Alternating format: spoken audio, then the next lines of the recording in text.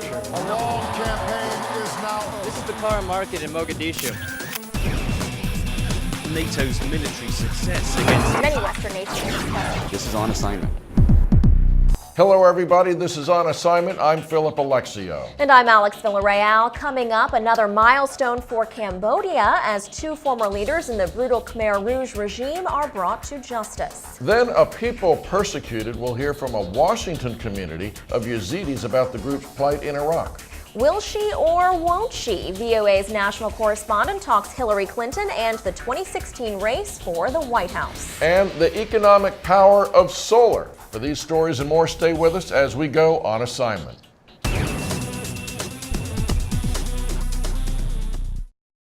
It was the ruling many Cambodians had been awaiting for years. In early August, a UN-backed tribunal announced guilty verdicts for two former leaders of the Khmer Rouge. The convictions for crimes against humanity come more than 35 years after the fall of the regime, which oversaw the killing of at least a quarter of the Cambodian population.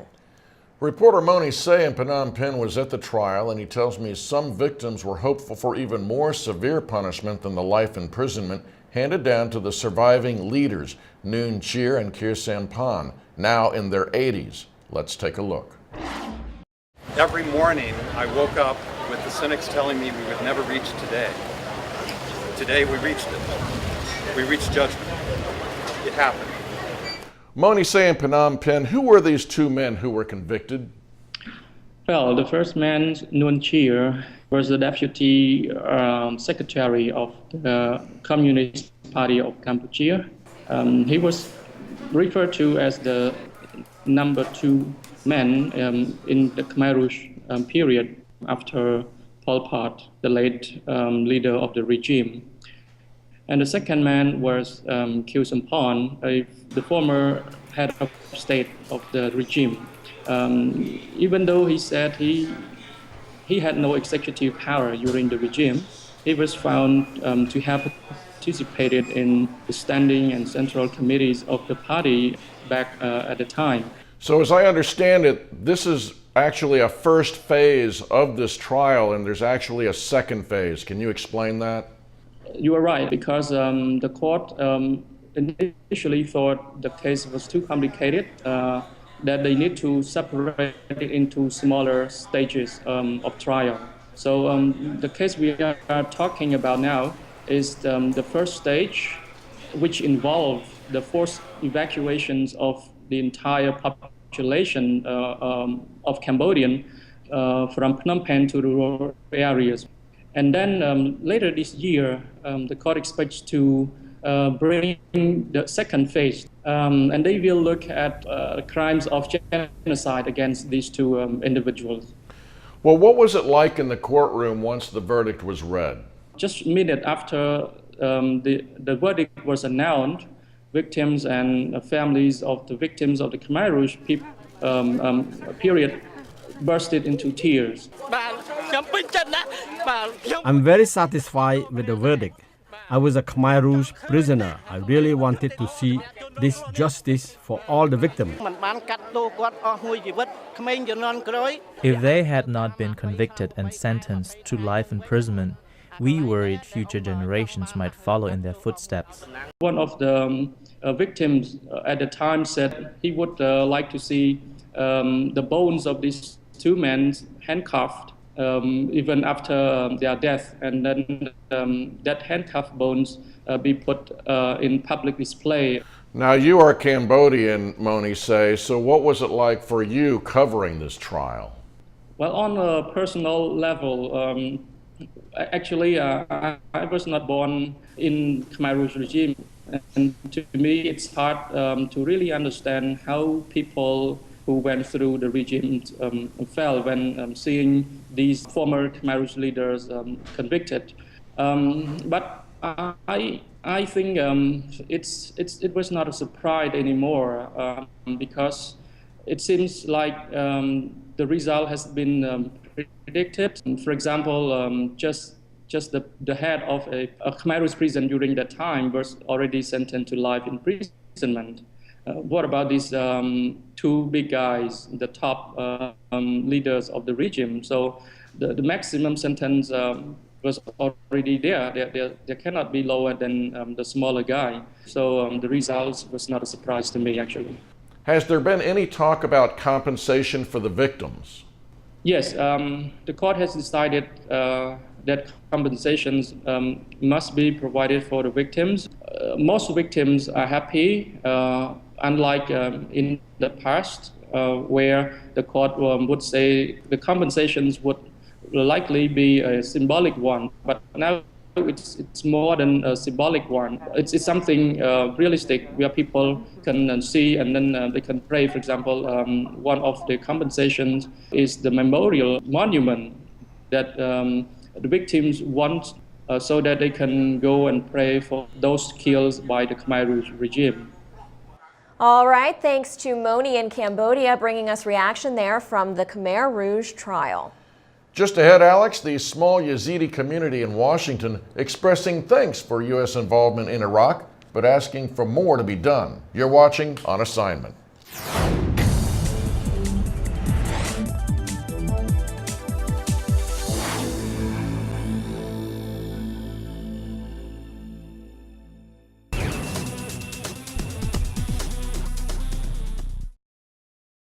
The United Nations says the recent fighting in Iraq displaced more than 1 million people, among them a small religious community left stranded on a mountaintop in the north. The plight of the Yazidis captured the world's attention and curiosity. Who are they and why are they a target for the Islamic State militant group? Well, VOA's Aisha Tanzim is with me now. She recently met with Yazidis here in Washington. Aisha, let's start with the basics. For people who have not heard of the Yazidis before, who are they, what's their religious background, and why have they been a target for the Islamic State? Well, they're an ancient religion, thousands of years old. Some say 4,000 years, some say a little longer, a little shorter. So let's say thousands of years old.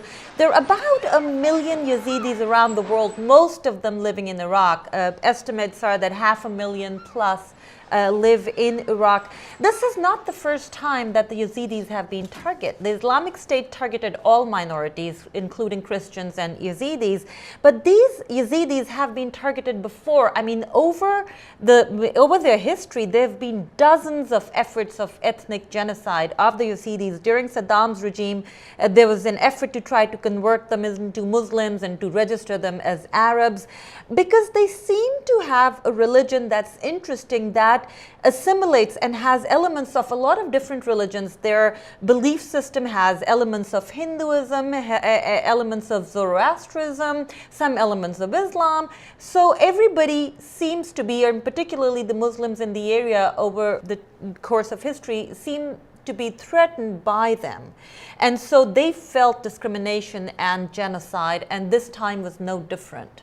So these American Yazidis you met, they were protesting in front of the White House. What was their message?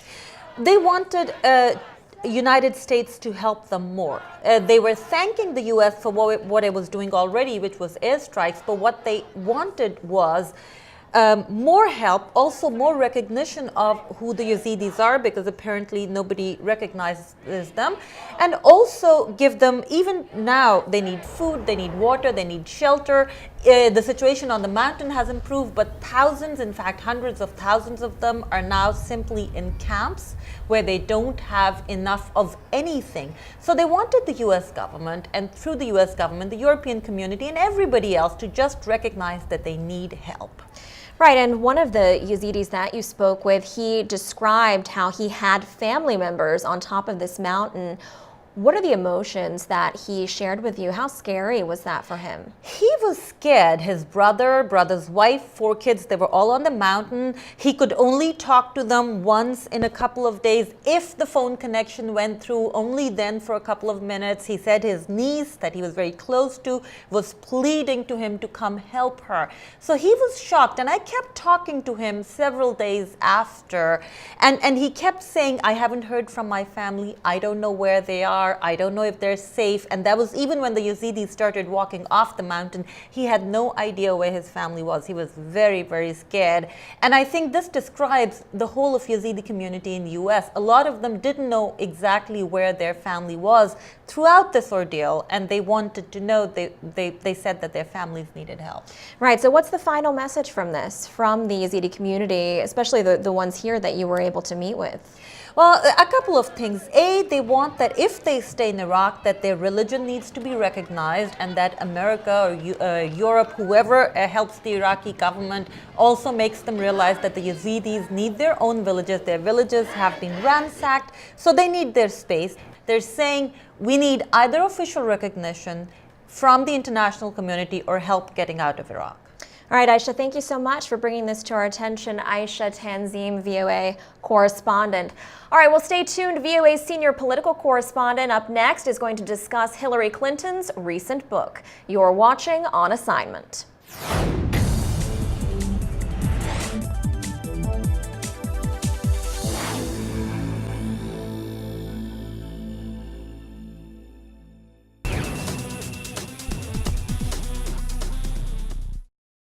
There's been speculation, a lot of it, over whether Hillary Clinton will make another run for president after serving as Secretary of State following her first bid for the Democratic nomination in 2008. And Clinton is certainly no stranger to the White House, serving as First Lady when her husband Bill was president.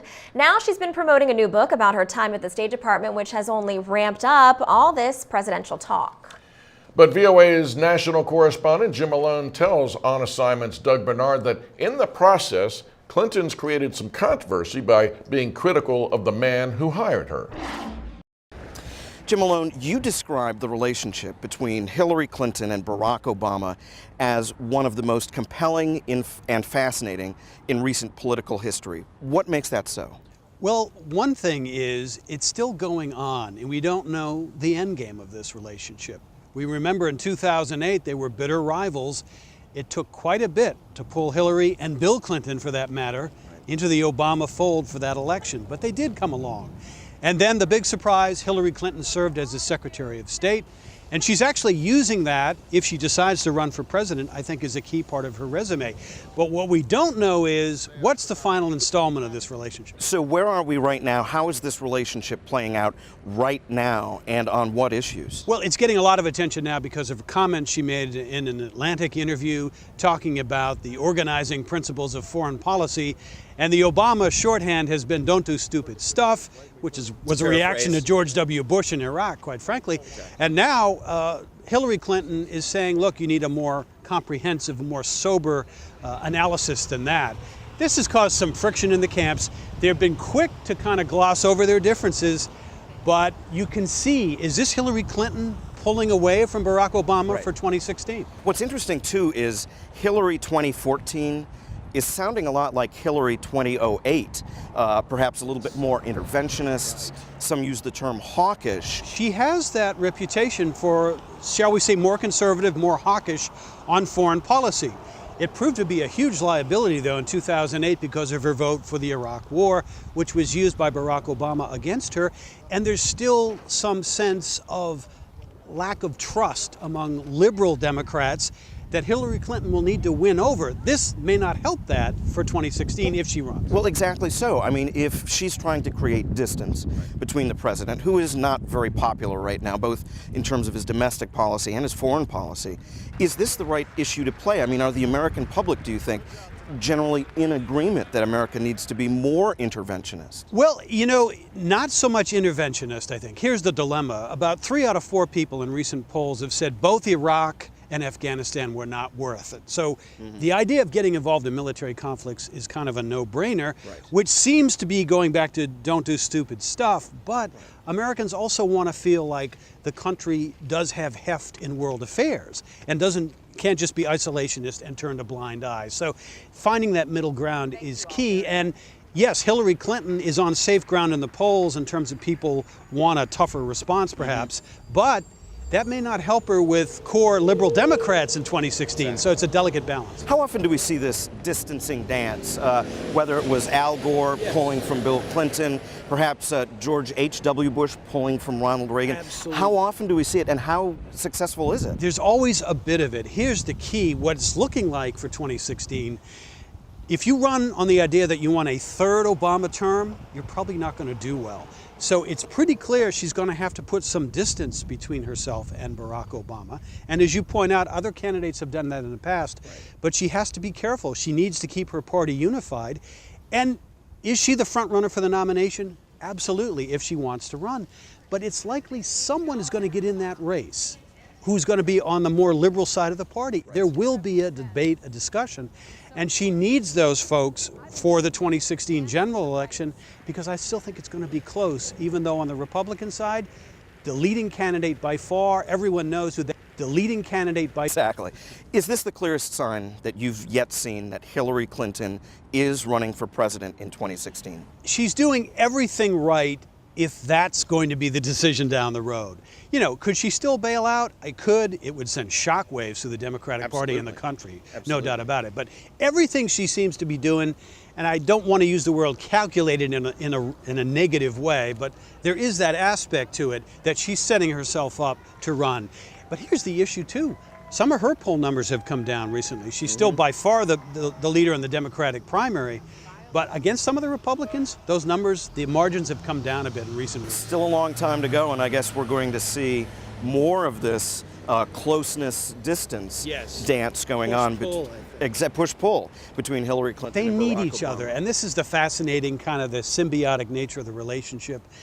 Because even if she wants to put distance between herself and the president, she's still going to need his supporters and his support to some extent in 2016. Once again, thanks to national correspondent Jim Malone. Alex, 2 universities here in Washington plan to partially power their electricity needs through solar farms, hundreds of kilometers away. They say the move will save millions of dollars over the next couple of decades. University officials also believe the solar plan will make their schools more attractive to environmentally conscious students. As VOA's Jim Randall tells me, this once exotic power source is becoming fairly routine. Solar panels cover the roof of this and other buildings at American University, creating electricity that is a fraction of the power needed by the campus. AU, George Washington University, and George Washington University Hospital are going a big step further in a deal with Duke Energy Renewables, a division of a large power company. Jim, why are these universities turning to solar power? Well, a couple of reasons. One, first and foremost, it makes economic sense. The quality of solar panels has improved to the point where they're much more efficient than they used to be. Also, they've become much less expensive than they used to be. Because of those two things, solar power has become, in this particular case, much more competitive, and they expect to save millions of dollars over the next 20 years. Duke Energy Renewables' new units will have nearly 250,000 solar panels and generate 123 million kilowatt hours of electricity per year. The switch away from fossil fuels will have the same environmental benefit as getting 12,500 cars off the road. So there will be significantly less carbon put into the atmosphere. Carbon is blamed for climate change and global warming and so forth and so on. So that seems like a benefit. Probably it may be a little bit less than that, because obviously it takes a certain amount of energy to make these things. But I think on balance it'll be a net gain. So it seems like this is great. I mean, on all sides, right? You've got the environmental assistance here, good for the environment, green, everyone's trying to go green. And then you also have the cost benefit. So what's the downside? One of the things is that so far solar is a tiny fraction of the energy needed to run the world's largest economy. I mean, if we went completely solar by tomorrow, we would mostly be sitting around in the dark, because solar at this point meets, a tiny fraction of our needs. Even though it's growing very fast, it's getting better, the financing is getting better, and all of those things are moving in a positive direction. There's a long way to go. So is that some of the criticism then that we've heard about a shift to solar? Sure. The other thing is that most electricity comes from coal at the moment.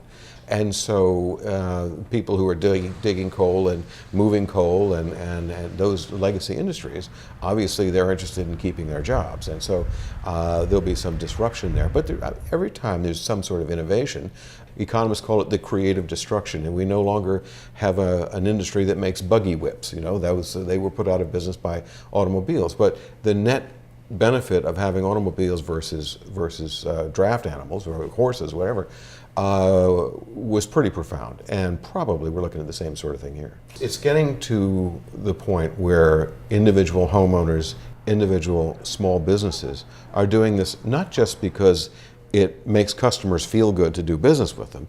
They're doing it because these hard-headed business decisions made, you know, in a small business where the profit margin is not that great, or at somebody's kitchen table where mom and dad are sitting there saying, how can we save money? This is a way we can save money. We can invest.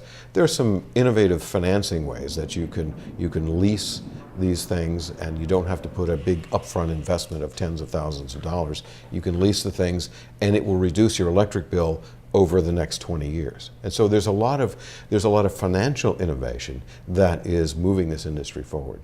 And what about globally? Where do we see the future of this? Well, China's making an awful lot of money, making an awful lot of solar panels, and China has become, in many respects, the workshop of the world. So clearly, that's helpful to them. But other countries and other technologies are moving right along. And thanks again to Jim Randall for that story. It seems the initial outlay for solar is a bit expensive right now for most consumers, but apparently you can save a lot on your energy bill in the long run with this. So they say. All right, well, saving money, always a good thing. And speaking of money, a new technology center at Argonne National Laboratory near Chicago has gotten a bunch of it from the U.S. government. Researchers there are working on a new kind of battery. Here's VOA's Kane Fairbaugh. Smaller, lighter, longer lasting. That's what consumers want in the batteries they use to power personal electronics. Here at the Joint Center for Energy Storage Research, or JCESR, researchers hope to meet the demand. This is the birthplace of the lithium-ion battery technology, but JCESR scientists and engineers have bigger and smaller goals in mind. 5 times the energy density at 1/5 the cost. All this in 5 years, according to Deputy Director Jeffrey Chamberlain. Cell phones, he says, are the devices where consumers will first notice a change. So instead of charging it every day, they might be able to charge it every few days or every week. Or instead of having a certain power and capability in their cell phone, they might be able to get to a kind of power that today is unimagined. Chamberlain says the ultimate goal is to change the worldwide automotive market. Argonne's Energy Systems Division Director Don Hillebrand says more power for personal electronics is an easy sell, but consumers demand change when it comes to cars. Really, at what point does gasoline get expensive enough that it drives more and more people into wanting all electrics? Hillebrand says the sales figures this year, about 10,000 electric vehicles sold per month in the United States, is below industry expectations, but the battery the center is developing could change the picture. But if that battery development is successful and sales of electric-powered vehicles take off, there will be increased demand on the existing power grid to recharge those batteries, a problem the scientists and researchers at JCESR are also tackling by developing a large-scale battery for the grid. Kane Fairbaugh, VOA News, Chicago, Illinois. And it would be great if these electric cars sometime in the future could start to average more than 100 or 200 kilometers for a single charge. So that'll make a big difference. Right, it really would be. And it seems like this new battery could really go a long way in changing that. Just a matter of time before I guess they can. Yeah, we'll have to watch for that. And speaking of time, it's time now for us to say goodbye. But you can always get a quick reboot from On Assignment on Facebook. And at voanews.com. We'll see you next week.